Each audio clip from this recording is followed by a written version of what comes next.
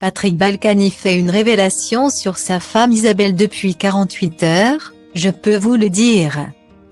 Invité à réagir sur l'affaire Pierre Palmade sur CNews dans l'heure des pros le 27 février 2023.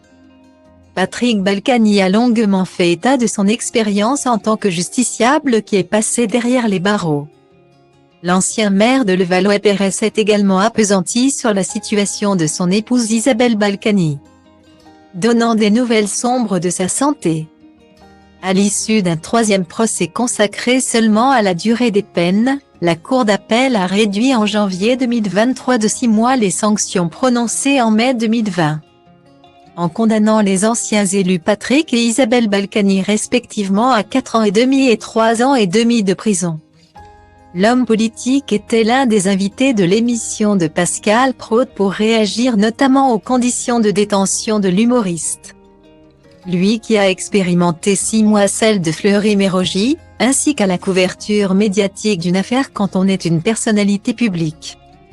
La voix émue, Patrick Balkany a révélé que lorsque les athées s'indignaient que son épouse Isabelle n'était pas en prison, elle se battait contre la maladie, depuis 48 heures, je peux vous le dire, cancer du pancréas.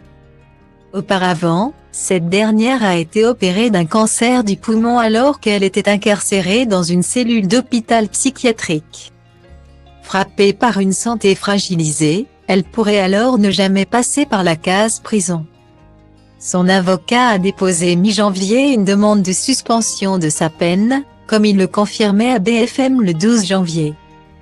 Le 23 février, Isabelle Balkany avait mentionné des examens de santé lourds sur Twitter, anesthésie générale pour réussir à me faire gober les gros tuyaux d'un endoscope.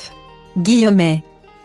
Pour Patrick Balkany, Pierre Palmade qui vient de faire un AVC n'a pas sa place en prison mais doit être soigné. Car être incarcéré, c'est signer son arrêt de mort selon lui. Isabelle était très malade.